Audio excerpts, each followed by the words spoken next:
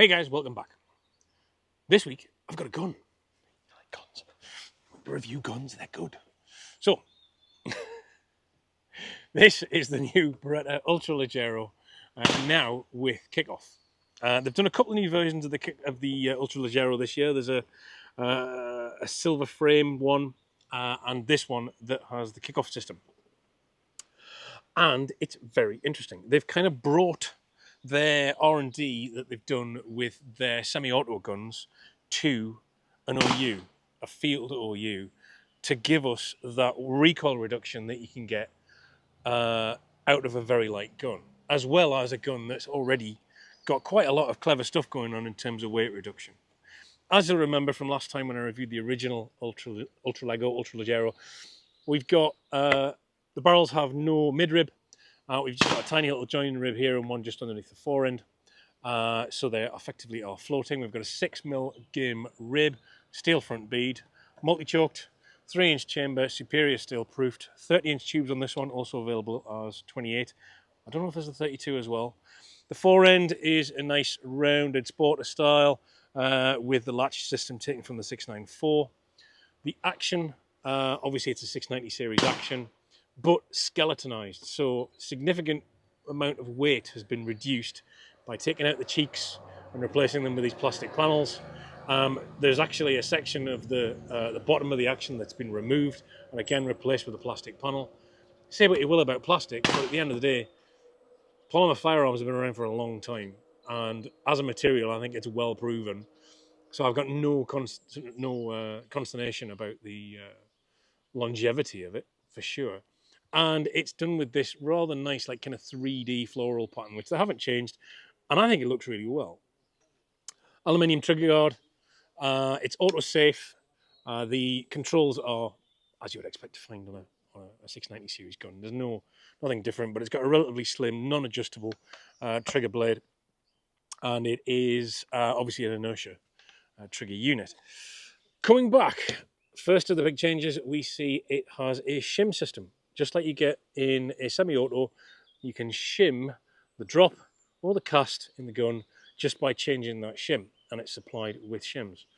And we've also got a kickoff, which is effectively a compression section of the stock, which allows this, effectively a rubber shock absorber, to absorb some of the recoil from the gun. The stock has also been lightened by removing more of the internal material, and then it's fitted with a lightweight recoil pad. 30-inch tube, as I said, it's £7.4, 15-inch length of pull on this one. And handling-wise, exactly what you'd expect from a gun of this weight. You've got to be very, very careful about how you drive it. You can't just set it away. It is quick. If you are not sort of really concentrating on keeping your line for those kind of big, longer birds, you really have to kind of drive the gun very deliberately. However, for quick snap stuff, mustard. I mean, you can shoot skeet with it 5 yards quicker than you can with a heavier gun. It really does snap through the air very, very quickly. As long as you're conscious of shooting something this light, you're not going to have any problems. I've shot a variety of loads through it, and I've shot a variety of targets with it. With heavy loads, you still know you're shooting it, right? There's no magic. At the end of the day, a £7.4 gun is still going to kick you around if you're shooting a heavy load. So I was shooting Sovereign Parkour, which are a heavy load, and you didn't know about it. I wouldn't want to shoot a sim day with them, for instance. But to be honest, if you're going to shoot a sim day, you're going to be shooting 21 gram fibers or 24 gram fibers. And the benefit is when you're walking around with it, when something's this light, you can definitely tell. And of course, for somebody who wants a gun that's generally lighter to shoot, then that's obviously going to be a big selling point.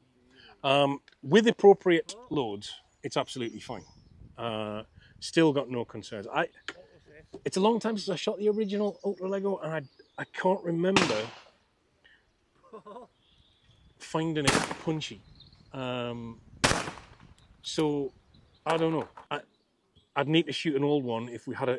Unfortunately, we don't have one lying around, but I'd need to shoot them back to back to tell you whether or not there's a significant difference. Just know that this system is well known from Beretta. It's used to great effect on the A400 and semi-auto guns. It does work. What's it for? Well, it's definitely for walked up shooting. It's definitely for syndicate days where you're not going to get a huge amount of birds over you if you want to shoot heavy loads. Or if you want to buy it as a clear gun, if you're a lady or a young shooter who wants something this light, and as long as you put appropriate loads through it, it's absolutely smashing. I know quite a few people who've bought these for clays on that basis, and as long as you're conscious of the loads you use with it, unsurprisingly, it's fine. Just don't expect to be chucking, dark storms through it and feeling no recoil. You are going to feel it. There is no magic.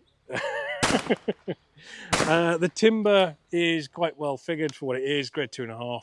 It's utilitarian, that would be how I would describe it, but it's not without a little bit of figure. Laser gut checkering.